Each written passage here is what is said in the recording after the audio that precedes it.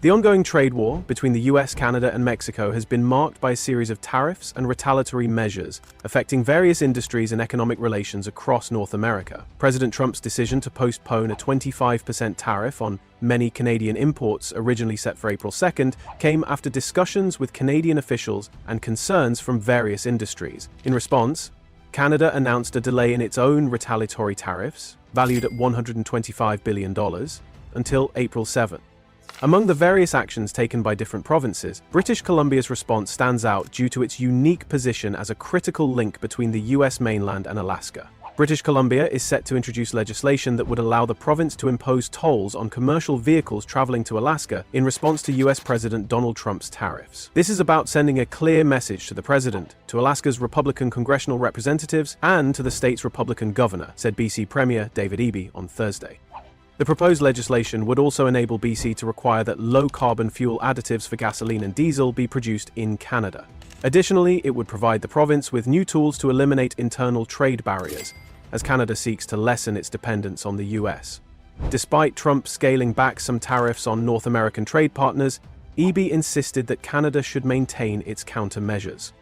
"We will not tolerate these ongoing threats and uncertainty. We're standing up for Canadians. This behavior is unacceptable, and we are making it clear to the US just how frustrated we are," he said. "I say, we don't back down until the president takes the threat off the table." Other provinces are also responding decisively. Nova Scotia's Premier Tim Houston condemned the tariffs and announced measures such as banning American businesses from bidding on provincial contracts and removing US-made alcoholic products from liquor stores. Alberta's Premier Danielle Smith labeled the tariffs an unjustifiable attack and called for national unity among provinces to prioritize key resource projects. Manitoba and Newfoundland and Labrador have also taken steps to remove US products and expand market opportunities beyond the US. President Trump's sweeping tariffs raise serious questions under international trade law. Canada argues the tariffs violate both the letter and spirit of the USMCA, which eliminated duties on most North American goods. Unlike nuanced disputes over specific provisions, these are blanket measures, 25% on Canadian imports, leaving little doubt they breach core free trade principles. They also appear to violate key WTO rules regarding most favored nation treatment and bound tariff rates, unless justified under an exception. The US administration likely claims the tariffs are lawful under the national security exceptions in the relevant trade agreements. President Trump declared a national emergency over fentanyl trafficking and tied Canada to that threat. President Trump says it's the worst drug crisis he's ever seen. You know, when I was growing up, they had the LSD and they had certain generations of drugs. There's never been anything like what's happened to this country over the last 4 or 5 years. We're going to draw it up and we're going to make it a national emergency. Arguing that tariffs are needed as leverage to force action on cross-border smuggling. However, using a health or security pretext for blanket tariffs on virtually all goods is unprecedented, and past WTO rulings have been skeptical of overbroad invocations of national security.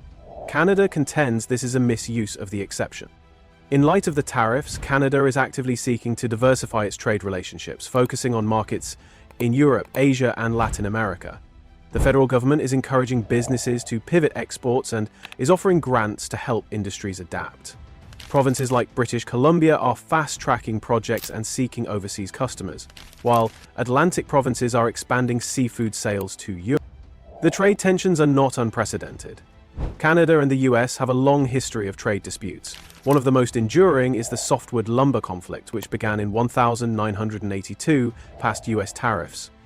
Past US tariffs have often provoked Canadian retaliation, leading to temporary agreements and negotiation. The successful negotiation of the USMCA in 2018-2020 shaped current tactics, demonstrating that coordinated responses can effectively address tariff threats. Canada argues that the US tariffs violate the USMCA and WTO rules. This is going to be tough, even though we're all going to pull together, because that's what we do. We will use every tool at our disposal so Canadian workers and businesses can weather this storm. From expanding EI benefits and making them more flexible to providing direct supports to businesses, we will be there as needed to help. Contending they breach core free trade principles. The US claims the tariffs are justified under national security concerns related to fentanyl trafficking. In 2015, 52,000 Americans died from drug overdoses, but the president's acting drug czar, Richard Baum, says even with all of the attention on opioids, the crisis may get worse before it gets better. I don't see it peaking for another year or two, but that doesn't mean we should wait around. Canada can challenge these tariffs through the USMCA's dispute resolution process, but the legal process may take over a year, during which immediate retaliatory measures are being implemented.